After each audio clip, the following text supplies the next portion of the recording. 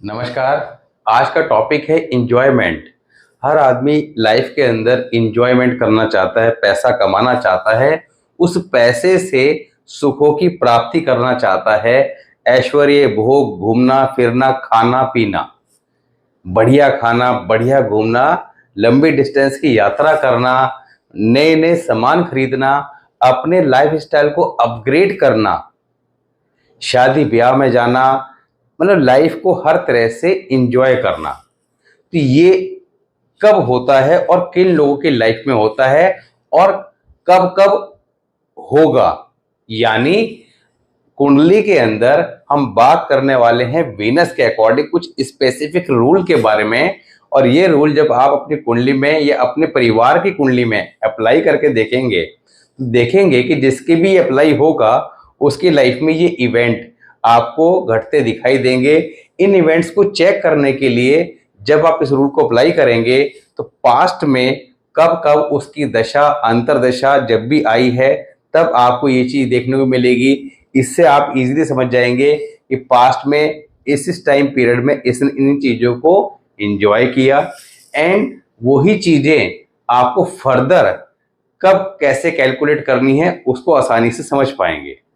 तो वीनस कुंडली के अंदर आज के समय का सबसे इंपॉर्टेंट प्लैनेट है जो आपको सभी तरह के सुखों को भोग करने के लिए इंस्पायर करता है। वीनस अच्छा खाना, जो लोग बढ़िया रेस्टोरेंट में खाते हैं, बढ़िया भोजन का आनंद लेते हैं, बढ़िया 5 स्टार 7 स्टार होटल्स में जाते हैं, उनके वीनस कुंडली के अंदर डेफिनेटली एक अच्छी पोजीशन में होते हैं जो एक क्लास खाना देंगे, एक क्लास आपको जर्नी देंगे, एक क्लास सारे काम कराएंगे, ब्रांडेड चीजें, महंगा फोन, सभी चीजें ये वीनस करवाता है क्योंकि जितनी भी लग्जरियस चीजें हैं सब वीनस की हैं। तो किन लोगों को इजीली मिल जाती है और कब कब ये वीनस अपने मेजर इफेक्ट देगा कैसे चेक करेंगे। और शायद ही आप में से किसी व्यक्ति ने इस रूल के बारे में शायद समझा हो, अगर पहले पढ़ा हो तो कमेंट बॉक्स में बताइएगा जरूर। साथ ही एक कुंडली का विश्लेषण करेंगे। यहाँ पर इनकी समस्या क्या है कि इनके ऊपर कर्ज की स्थिति बहुत ज्यादा बनी हुई है, कर्ज से बहुत ज्यादा परेशान है। तो यहाँ पर इनको जीवन में क्या करना है, कैसे करना है, और क्या कुंडली वाकई ही ज्यादा खराब है या कुंडली के जो की प्लैनेट हैं उनका इस्तेमाल कैसे करना है, इस बात को समझना है। तो सबसे पहले बात करते हैं वीनस के बारे में। तो सिंपल सा रूल क्या है कि आपने क्या देखना है अपनी कुंडली में, लगन कुंडली में। अब इसको एग्जाम्पल में भी समझाएंगे कि एग्जाम्पल जो चार्ट हम ये लेंगे इसमें कैसे अप्लाई करते हैं। वीनस कुंडली के अंदर लगन कुंडली में जहां भी बैठा है, वीनस लगन कुंडली में जहां भी बैठा है वहां पर अगर वो अष्टवर्ग के अच्छे पॉइंट के साथ बैठा है, एटलीस्ट 5 या 5 से ज्यादा, किसी राशि का हो, किसी राशि में बैठा हो मगर 5 या 5 से ज्यादा। अब ऐसे में जिस राशि में बैठा है उस राशि के स्वामी की दशा अंतरदशा जब भी आएगी आपको शुक्र से संबंधित सारे सुखों की प्राप्ति कराएगी। उसमें लंबी लंबी यात्राएं होंगी, बढ़िया आपके इनविटेशन आएंगे, खाने पीने का एक अच्छा सुख प्राप्त होगा, गाड़ी खरीदने का एक अच्छा योग बनेगा, विवाह शादी समारोह के योग बनेंगे। दूसरा आपका लाइफस्टाइल अपग्रेड होगा उस पर्टिकुलर टाइम पीरियड में। लाइफस्टाइल कैसे अपग्रेड होता है, जैसे ज्वेलरी खरीद ली, अच्छे ब्रांडेड कपड़े ले लिए, मोबाइल ले लिया महंगा, चेंज कर लिया, इस तरह की इवेंट्स आपको उस पर्टिकुलर टाइम पीरियड में देखने को मिलेंगे। अब यहाँ पर ये जो बात बताई है इसको आपने पास्ट में भी चेक करना है। क्यों इजीली चेक कर पाएंगे भाई, किसी का जैसे यहाँ पे एग्जांपल लेते हैं, ये चार्ट है, इस चार्ट के अंदर वीनस को देखें, कहाँ है वीनस, कहाँ है 9th हाउस में। 9th हाउस में वीनस बैठा है 9 नंबर की राशि में, दैट इज धनु राशि। अब धनु राशि किसकी है, बृहस्पति की। तो बृहस्पति की जब भी दशा अंतरदशा इनके जीवन में आएगी, अब बृहस्पति की महादशा तो हो सकता है बहुत पहले आई हो या आगे आए, मगर अंतर्दशा तो मोस्टली जो है आपका हर 2-3 साल में, 4 साल में आती रहती है। तो अंतर्दशा से आप चेक कर पाएंगे कि ये रूल कितना एप्लीकेबल है, और इसको टेस्ट कीजिए। टेस्ट करके फिर आप इसका कमेंट बॉक्स में रिप्लाई कीजिएगा। तो यहाँ पर ये बहुत ही इंपॉर्टेंट रूल है। अब साथ ही बात करते हैं रजत श्रीवास्तव जी के बारे में। अच्छा, साथ ही जो है नेक्स्ट वीडियो में एक और इम्पोर्टेंट रूल आपको बताया जाएगा कि कौन सी राशि का लाइफ पार्टनर जीवन में आपके लिए भाग्यशाली साबित होगा। आपके जीवन में जैसी इस राशि के लाइफ पार्टनर की एंट्री होगी तो वो आपके लिए धन, सभी सुखों की प्राप्ति, आपके ओवरऑल ग्रोथ में बहुत ज़्यादा लक्की साबित होगा। तो यहाँ पर ये रूल इसलिए समझना जरूरी है कि जिन लोगों की शादी नहीं हुई, या आप लोग अपने बच्चों के लिए अगर शादी को प्लान कर रहे हैं, तो यहाँ पर है तो बहुत सारे रूल अलग अलग, मगर एक स्पेसिफिक रूल की बात करेंगे। बाकी के जो अदर रूल है उनकी बात भी आगे करेंगे। तो ये बहुत ही इंपॉर्टेंट रूल है। अगर आप इस रूल को ध्यान में रखते हुए जब कुंडली की मैच मेकिंग करते हैं या कराते हैं, इस रूल को ध्यान में रखेंगे तो ये आपके मैरिड लाइफ में काफी ज्यादा सपोर्टेड रहने वाला है। तो यहाँ पर रजत श्रीवास्तव जी की कुंडली की बात करते हैं। 4 फरवरी 1971 10:40 सुबह के झांसी। इनकी कुंडली की बात करें, मेष लगन की कुंडली है। शनि फर्स्ट हाउस में है, चंद्रमा सेकंड हाउस में है, केतु 5th हाउस में, बृहस्पति और मंगल 8th हाउस, शुक्र 9th हाउस, सूर्य Budh 10th house, Rahu 11th house. Shani first house में है और यहाँ पर अभी समय जो है वो अच्छा चल रहा है या खराब चल रहा है। कैसे चेक करें? तो अपने समय को कैलकुलेट करने के लिए सिंपल सा फॉर्मूला है। सबसे पहले महादशा देख लो, उसके बाद अंतरदशा देख लो, इसके बाद वर्षफल देख लो। वर्षफल देखना क्यों जरूरी है और वर्षफल लाल किताब वाला देखना है? तो वर्षफल देखना क्यों जरूरी है कि जो भी कुछ अच्छा खराब चल रहा है, महादशा से चेक किया कि ओवरऑल टाइम पीरियड कैसा चल रहा है, पॉजिटिव है नेगेटिव है। अब अगर पॉजिटिव है तो अंतरदशा कैसी चल रही है, पॉजिटिव या नेगेटिव है। अब एक पॉजिटिव अंतरदशा नेगेटिव, तो यहाँ पर जब तक अंतरदशा है थोड़ा सा रिजल्ट पॉजिटिव, महादशा तो अपने ग्रेजुअली धीरे धीरे रिजल्ट दे रही है, मगर अंतरदशा के जो रिजल्ट आएंगे उससे क्या होगा, 50-50 का रेशियो आ जाएगा। यहीं पे वर्षफल यानी कि महादशा तो कोई भी आएगी, 16 साल 18 साल 20 साल की आएगी, मगर अप्स एंड डाउन वर्षफल से चेक किए जाएंगे। ये साल कुछ प्रकार की प्रॉब्लम है, ये साल अच्छा है, तो वो साल आपको प्रॉब्लम देगा जरूर। बेशक महादशा अच्छी हो या खराब हो, वर्षफल अच्छा है तो वो साल आपको रिलीफ देगा, कुछ ना कुछ अच्छा कराएगा। वर्षफल खराब है तो चाहे महादशा कितनी भी अच्छी हो, मगर उस साल कहीं ना कहीं प्रॉब्लम देगा जरूर। तो यहाँ पर इनकी सबसे पहले हम महादशा चेक करेंगे। शनि की बात करते हैं। शनि फर्स्ट हाउस में बैठे हुए हैं, चंद्रमा सेकंड हाउस में एक्सीलेंट प्लेसमेंट मगर वीक होके बैठे हुए हैं, केतु 5th हाउस में, बृहस्पति और मंगल 8th हाउस में, that is excellent, Venus 9th house, that is not good, Surya Budh 10th house, not good, Rahu 11th house is very bad. Rahu 11th house is very bad why? यहां पर बड़े ध्यान से समझेंगे। राहु एक ऐसा प्लैनेट है, अच्छा हो या खराब हो, कुंडली में अच्छे खराब के डेफिनेशन तो अभी साइड में कर दीजिए कि राहु को आइडेंटिफाई करने के लिए बहुत सारे रूल अप्लाई करने होते हैं। मरकरी को भी चेक करना होता है, राहु जिस राशि में हो उसके स्वामी को चेक करना होता है किस तरह के रिजल्ट वो देने वाला है। 11th हाउस का राहु बृहस्पति को डैमेज करता है, ये आपको पता है। बृहस्पति कुंडली के अंदर 8th हाउस में बैठ गया, किस्मत का मालिक है, 8th हाउस में है।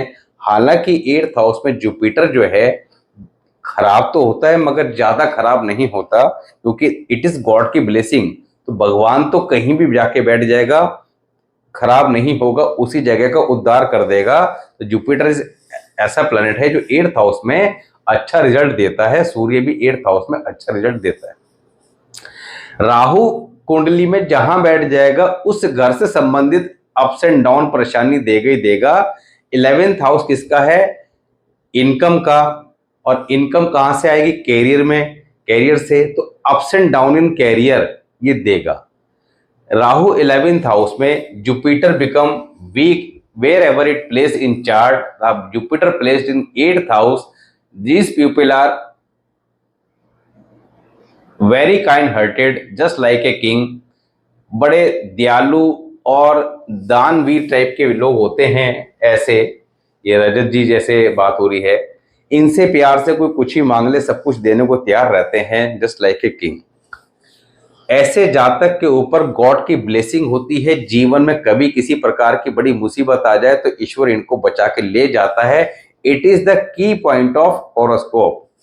तो हमने बात करी थी कि कुंडली के अंदर की पॉइंट कौन से हैं उसको पकड़ना जरूरी है, और जो वीक पॉइंट है उनको ठीक करना जरूरी है। तो की पॉइंट को और स्ट्रॉन्ग करना है, वीक पॉइंट को ठीक करना है, सही कर लेना है, उनकी नेगेटिविटी को खत्म करना है।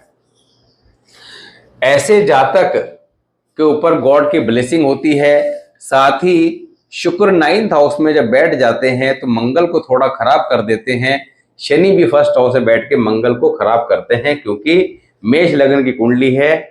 और यहाँ पर वैसे भी कालपुरुष कुंडली के अकॉर्डिंग मंगल जो हैं वो लगन के मालिक होते हैं। इनकी कुंडली तो वैसे ही मेष लगन की है, तो मंगल का यहाँ पर बहुत बड़ा इंपॉर्टेंट रोल रहने वाला है। मंगल कुंडली के अंदर 8वें घर में आ गए हैं और शनि 1st हाउस में आ गए। शनि 1st हाउस में आके क्या करेंगे? ऐसे जातक के स्वभाव में थोड़ा एग्रेशन देंगे। जातक ज्यादा किसी की सुनने वाले होते नहीं हैं। ऐसे जातक जब पढ़ाई करते हैं तो इनकी एजुकेशन में कई बार 16 से 21 वर्ष की आयु में परेशानी आती है, कोई ब्रेक आ जाता है। ऐसे जातक के फादर की भी कोई ना कोई सर्जरी जीवन में हो जाती है, because the Ketu placed in 5th house, the 5th house of sun. तो यहाँ पर केतु जब वहां बैठता है तो it is the karaka of surgery, पिता की सर्जरी करा देता है।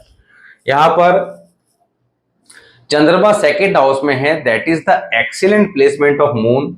मून 2nd हाउस, जातक के पास जीवन पर्यंत पैसा कहीं ना कहीं से आता रहता है। सिर्फ शर्त यही है कि जातक अपर फ्लोर पर रहे। If this person stay in ground floor, the financial problem definitely will come. तो they should never stay in ground floor, always remember stay in upper floor, never face big issue of money, क्योंकि इनके जीवन में कभी बड़ी समस्या पैसे को लेकर नहीं आती है, कहीं ना कहीं से आता रहता है, बस अपर फ्लोर पर हैं। इनके घर में भगवान शिव की मूर्ति, शंख, शिवलिंग, झूला ये सब रखा मिल जाता है, जो कि नहीं रखना चाहिए। जूसर, मिक्सर, ग्राइंडर या प्रेस कोई ना कोई खराब रखी मिल जाती है या अक्सर जल्दी खराब हो जाती है, जो कि नहीं रखनी चाहिए। तो यहाँ पर ऐसे जातक सूर्य 10th हाउस में है, नेम और फेम के बड़े शौकीन होते हैं, खाने पीने के बड़े शौकीन होते हैं, क्योंकि mercury also place in 10th house. तो यहाँ पर ऐसे जातक को थोड़ा सा मदिरा मांस का सेवन कम करना चाहिए, इस बात का ध्यान रखें। प्रॉब्लम का कारण क्या है? शनि की महादशा चल रही है। कब से स्टार्ट हुई है? सन 2021 से, और कब तक चलेगी? 2040 तक। अब शनि की महादशा अच्छी है या खराब है, इसको कैसे कैलकुलेट करें? क्योंकि एक लंबा टाइम पीरियड है, तो इसको समझना जरूरी है और इसका इलाज करना जरूरी है। जो बताया जाएगा रजत जी वो ईमानदारी से कीजिएगा, तो आप यहाँ पर परेशानी से बचे रहेंगे, नहीं तो 2040 तक ये काफी ज्यादा प्रॉब्लम देने वाला है। शनि 1st हाउस में बैठा है, पहले घर में शनि मेष राशि के नीच के होके बैठ गए। तो नीच के शनि की महादशा चल रही है। अब नीच का होने के बाद जरूरी नहीं है कि खराब रिजल्ट ही देगा या बहुत ज्यादा खराब देगा। अब खराब देगा या ज्यादा खराब देगा, ये कैसे चेक करें? यहाँ पर चेक करेंगे कि शनि ने अष्टवर्ग में अपने आप को कितने पॉइंट दिए हैं। तो शनि ने यहाँ पर दिए हैं 4 पॉइंट, तो हमने यहाँ पर 4 लिख लिया। उसके बाद आपने देखना है कि शनि ने अपने से 5वें घर में कौन से पॉइंट दिए हैं, यानी कि अपने से 5वीं राशि में। तो यहाँ से 1 2 3 4 5 यहाँ पे सिंह राशि आती है। तो शनि के अष्टवर्ग में आप चेक करेंगे तो यहाँ पर कितने पॉइंट दिए हैं? 4 पॉइंट दिए हैं। इसके बाद चेक करेंगे शनि ने अपने से 9th राशि में, अपने से 9वीं राशि में कितने पॉइंट दिए हैं। तो 1 पॉइंट दिया है। तीनों का टोटल कर लीजिए, 9 आ गया, इसका एवरेज निकालना है 3 से डिवाइड करके, तो क्या आ गया 3 आ गया। 3 मतलब 4 या 4 से कम, 4 एवरेज, 4 से जितना कम उतना खराब। तो यहाँ पर शनि महाराज खराब हो गए। इसको और टैली करने के लिए शनि जिस राशि में बैठे हैं उस राशि के लॉर्ड ने यानी कि मंगल ने मेष में कितने पॉइंट दिए, तो मंगल ने मेष राशि में 3 पॉइंट दिए, ये भी खराब है। तो कुल मिला के रिजल्ट क्या निकल के आया कि शनि की महादशा खराब रिजल्ट देगी। इसमें जो फॉर्मूला अभी अप्लाई किया है, ये फॉर्मूला पिछली 5-6 वीडियो में हम लगातार रिपीट करते आ रहे हैं ताकि आप लोग इजीली समझ जाएं। इसी प्रकार आप अपने 9 प्लैनेट को कैलकुलेट कर सकते हैं।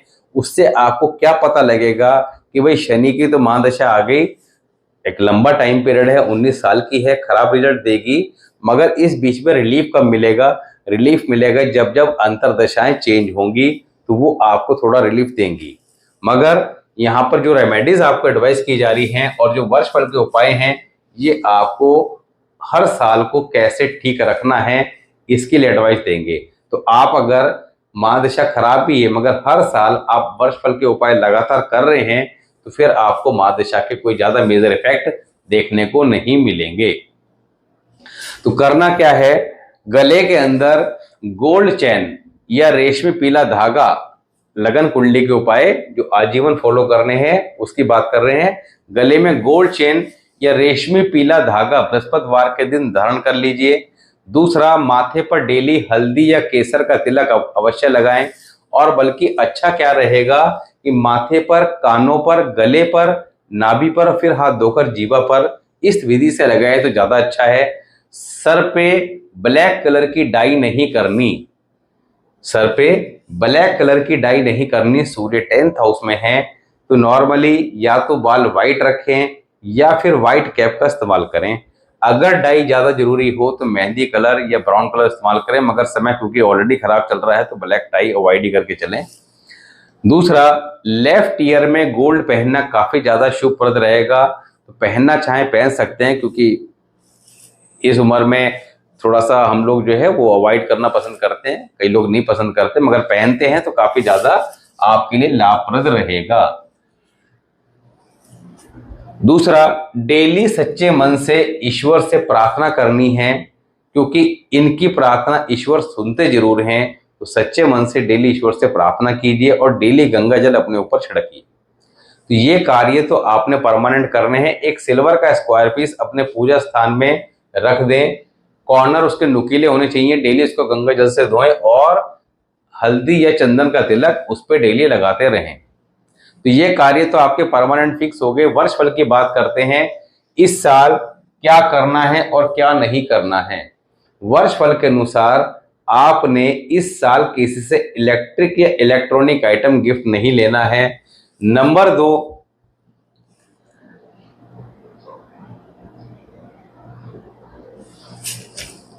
हर सोमवार छोटे